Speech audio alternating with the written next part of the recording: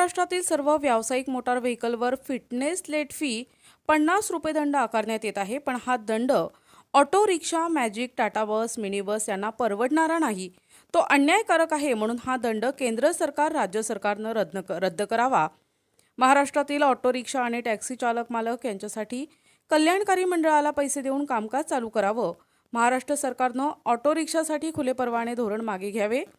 अहमदनगर उपप्रादेशिक परिवहन कार्यालयानं ऑटो रिक्षा आणि मॅजिक, टाटा विद्यार्थी वाहतूक करणारे अशा कष्टकरी कामगारांना वाहन पासिंगसाठी सहाय्य करण्याची मागणीसाठी आज सर्व अहमदनगर जिल्हा ऑटो रिक्षा चालक संयुक्त फेडरेशनच्या वतीनं जिल्हाधिकारी कार्यालय येथे मोर्चा नेण्यात आला. यावेळी या मोर्चात खासदार निलेश लंके, आमदार संग्राम जगताप, माजी महापौर अभिषेक कळमकर आदींसह रिक्षा चालक मालक, पदाधिकारी आणि सदस्य मोठ्या संख्येने उपस्थित होते. गरीब जनता आपली रिक्षा चालवतात तर त्यांची पिळवणूक होत आहे. ते कशा पद्धतीने तुम्ही सांगतो. कोरोना काळात मित्रांनो, कोरोना काळामध्ये सर्वजण घरामध्ये होते आणि त्यावेळेस आपल्या रिक्षा चालकांना रोजगार अजिबात नव्हता. त्यानंतर पासिंग ज्यांचे संपले ते आतापर्यंत एका दिवसाला 50 रुपये दंड आकारला जातो. एका दिवसाला 50 रुपये हा दंड आकारला जातो. म्हणजे यातील अर्धे रिक्षावाले असे आहेत की ते आज पासिंग जातील तर त्यांना 1.5 लाख रुपये भरावे लागणार आहेत, कोणाला 1 लाख रुपये भरावे लागणार आहेत. मग हे आपल्याला त्वरित रद्द करणे गरजेचं आहे. आज आमदार साहेब या ठिकाणी आहेत, आपण कलेक्टरकडे जाणार आहोत तर त्यांना ही सर्वप्रथम मागणी आहे की 50 रुपये हा दंड हा रद्द करण्यात यावा. दुसरी गोष्ट, आपण जर खरं पाहिलं तर या ठिकाणी सर्वात गरीब जनता म्हणजे कोण? जी रिक्षा चालक. आता या रिक्षा चालकांचे तुमचे मुद्दे हे पण वरती जाणं गरजेचं आहे. ते म्हणजे ज्यांचं 60 वर्ष वय असेल त्यांना पेन्शन मिळाली पाहिजे. दुसरी गोष्ट, आपण कायम पाहतो की दारिद्र्य रेषेखाली राशन कार्ड मिळालं पाहिजे, हे आपण सर्वांना म्हणतो. खूप चांगल्या लोकांना पण दारिद्र्य रेषेखाली राशन कार्ड आहे. परंतु खरं पाहिलं तर रिक्षा चालकांना हा हक्क त्यांचा मिळाला पाहिजे. या 2-3 जे आहेत त्या मान्य केल्या पाहिजे आणि त्यासाठी आपण या ठिकाणी आलो आहोत. हे मेन मुद्दे आपण सर्वांनी त्यांच्याकडे घेऊन जा, साहेब घेऊन जातील अशी अपेक्षा करतो. धन्यवाद. त्याचं निधन झालं, त्याच्यामुळे आपल्या शहरातल्या लोकप्रतिनिधी सुद्धा याची गांभीर्याने दखल घेऊन भैया तुम्ही पुढाकार घेऊन हा प्रश्न आमचा कसा मार्गी लावता येईल. कारण भैया आता हे आरटीओ म्हणजे मला असं वाटतं की आरटीओ हे कल्याणकारी आणि सेवेसाठी असतं. तर आता असं आम्हाला असं लक्षात येऊ राहिलं की याच्यातून आमच्याकडून म्हणजे उत्पन्न लूट चालू आहे. म्हणजे प्रत्येकाला या माध्यमातून आरटीओचे दंड घ्या, आपल्या नियमाने फी किती आहे आणि तिथं घेतात किती, आणि हा दंड हे रिक्षावाल्यांना कुठेतरी रिलीफ मिळायला पाहिजे. जिथं रिक्षा शासन हे लोकांसाठी असतं, लोक शासनासाठी नसतात. आणि तुम्ही जो दंड त्यांच्यावर आज हा लादलेला आहे तो दंड त्यांनी निश्चितपणे माफ करावा. तर आपल्या मी पूर्ण शब्द आता जास्ती बोलत नाही, बरेचसे मुद्दे मला बोलायचे होते पण आता बरेच जण बोललेत आणि बरेचसा वेळ झाला. सगळ्यात प्रामुख्याचा मुद्दा म्हणजे आमचा भैया 2 विषय महत्वाचे सगळ्यात. एक म्हणजे हा 50 रुपयाचा दंड, हा सगळ्यांना म्हणजे हा लढा आता इथून नगर शहरातून मागच्या वेळेला आम्ही निवेदन दिलं होतं, सुरू झाले होते. पण आता या लढ्यात ज्याच्या जवळ बसलेले ज्या सर्व संघटना, प्रत्येक रिक्षावाला असेल, टेम्पोवाला असेल, स्कूल बसवाला असेल, प्रत्येक बसवाला असेल, प्रत्येक संघटनेचा माणूस या आंदोलनाला आता जोडलेला आहे. आणि इथून पुढच्या काळात आंदोलन हे तुम्ही सांगता गांभीर्याने जर शासनाने नाही घेतलं तर इथून पुढच्या काळात आता आपण नगर जिल्ह्यामध्ये हे आज आंदोलन केलं. राज्याचे जेवढे आपले या संघटनेचे जेवढे पदाधिकारी असेल त्यांच्या बरोबर सुद्धा आपला संवाद चालू आहे. इथून पुढच्या काळात जर हा प्रश्न सुटला नाही तर महाराष्ट्रभर एकाच वेळेला कलेक्टर ऑफिस असेल, आरटीओ ऑफिस असेल, आपल्या गाड्या गाड्या सगळ्या आरटीओ आणि कलेक्टर ऑफिस मध्ये आणून लावायच्या, ही पुढची भूमिका आपली राहणार आहे.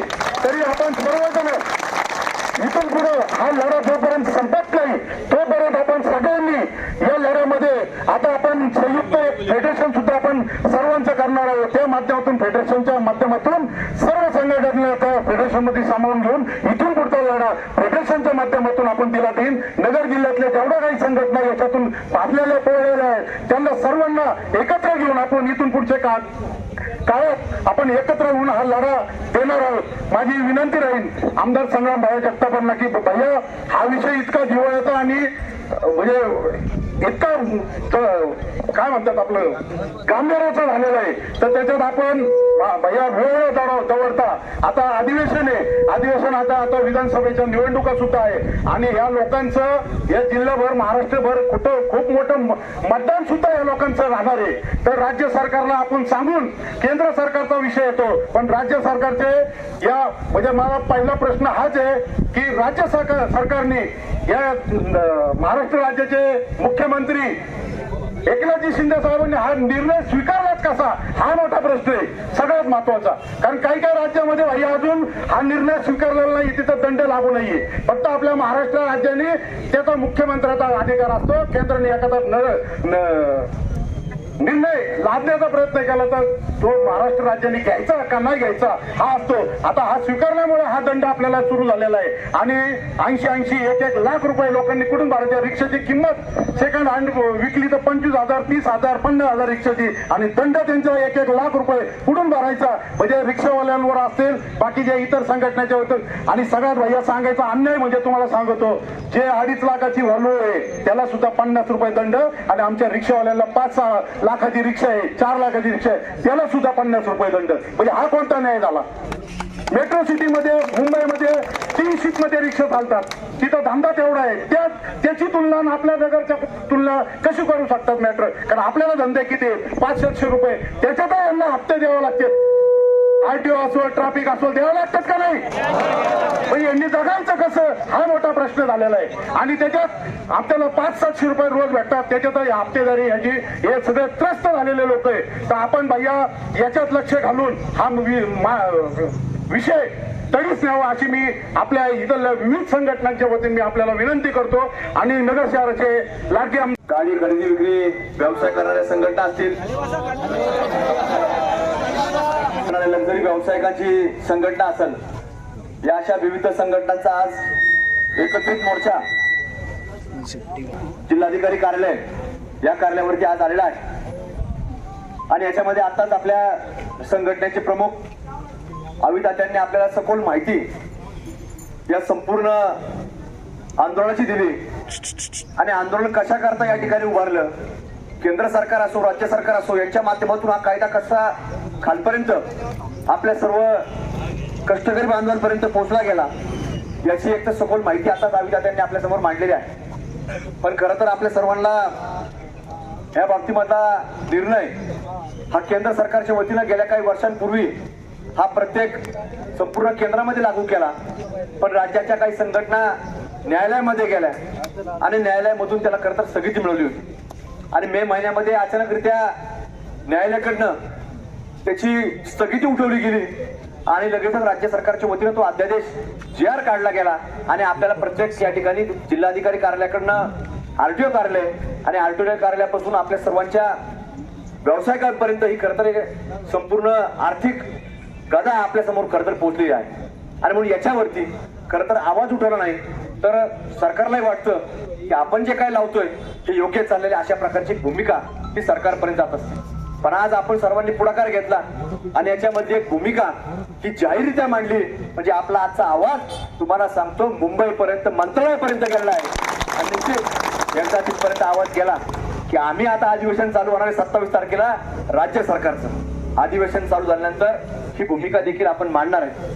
पण मांडण्याच्या अगोदर अधिवेशन चालू व्हायच्या अगोदर आपण शांत बसलो नाही.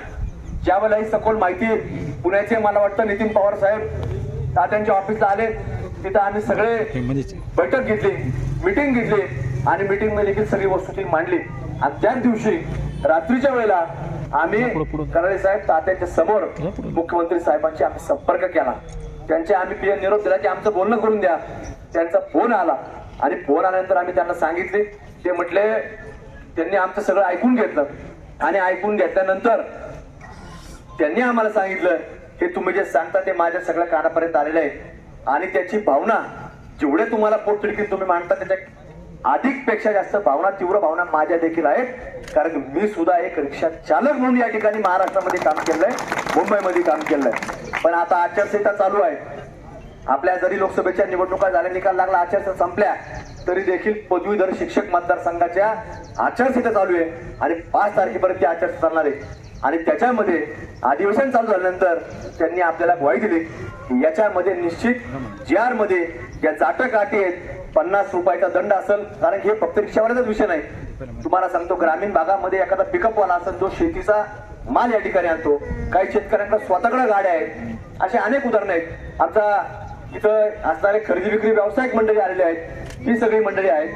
त्याच्यामध्ये रिक्षा चालकांबरोबर व्यवसाय करणारी, लक्झरी करणारे, प्रवासी वाहतूक आहे, स्कूल बस आहेत, असे अनेक लोक आहेत. आणि या फक्त संघटना नाही, या प्रत्येकाच्या मागे यांचं कुटुंब आहे, प्रपंच आहे. त्यामुळे आपल्याला या देखील बारकाईने गोष्टींचा खरं तर आपण विचार केला गेला पाहिजे. आणि रिक्षावाल्यांच्या बाबतीमध्ये आज आम्हाला सगळ्यांना पोटतिडकीच्या भावना आहेत. कारण तुम्हाला सगळ्यांना माहिती आहे, कोविडचा काळ आला, विधानसभेच्या निवडणुका झाल्या होत्या. कारण साहेब, निवडणुका झाल्यानंतर आम्हाला काही रिक्षा चालक बांधव भेटले की कोविड आहे, लॉकडाऊन आहे, आमच्याकडे पहा. तर त्यावेळेला आविदात्यांनी आम्ही जे रिक्षावाल्यांची याद्या मागवल्या आणि प्रत्येकापर्यंत आपल्या घरापर्यंत अन्न पोचल अशी प्रकारची व्यवस्था आमच्या माध्यमातून देखील झालेली होती. याच्यामध्ये कुठल्याही निवडणुकीचा विचार केला गेला नाही. कारण त्यावेळेला निवडणुका झाल्या होत्या नुकत्याच, म्हणजे 2019 मध्ये निवडणुका झाल्या होत्या आणि कोविड संकटात 2020 मध्ये आपण एकदा नाही तर 2-2 राऊंड तुम्हाला सांगतो त्या कोविडच्या काळामध्ये लोकांपर्यंत, प्रत्येकाच्या घरापर्यंत मदत पोहोचवली. आणि या सगळ्या माध्यमातून ज्या ज्या वेळेला काही रिक्षावाल्यांचा प्रश्न उद्भवतो, निर्माण होतो, त्या दिवशीच आम्ही देखील चाललो. तात्या 1-3 महिन्यापूर्वीची गोष्ट आहे. त्या कोटल्याच्या परिसरामध्ये एक रिक्षा त्या एक जणाच्या पलटी झाली, एक जणाच्या मोटरसायकलवाल्यावरती, आणि त्याचा मोबाईल फुटला. त्या काय केव्हा होतं त्याला माहिती. तुम्हाला सांगतो, माझ्या बरोबर असणारा अभिजित भोसे ते रिक्षावालाही त्याची परिस्थिती नव्हती आणि ज्याचा मोबाईल फुटला ते म्हणला मी विद्यार्थी आहे, माझ्याकडे काही पैसे नाही, माझा मोबाईल जर माझा मोबाईलचे पैसे द्या, 2000 रुपये तरी द्या, मला स्क्रीन बदलायची. तर ते म्हणलं ही 3 महिन्यापूर्वीची गोष्ट आहे. तर रिक्षावाला म्हणला मी काय देऊ शकत नाही. ते म्हणले हो काय केस दूस करू नका, रिक्षाचे काही कागदपत्र नाही तर आम्हाला दंड बसतो, काही होतं. मग तुम्हाला सांगतो, अभिजित भोसे माझ्याबरोबर होते, त्यांनी स्वतः 2000 रुपये दिले आणि तो प्रश्न मार्गी लावला. म्हणजे सांगायचं तात्पर्य, आता ते माणूस बी समोर आहे, ही काही स्टोरी नाही. बरेच लोक येतात आपल्यामध्ये, स्टोऱ्या तयार करतात, राजकीय पोळी भासतात, फक्त त्यांच्या स्वार्थ साधण्याकरता करतात. पण ही वस्तुस्थिती साक्षीदार समोर भासलेला आहे. समोर दिले होते साहेबांनी, अर्धा 1 तास थांबले होते.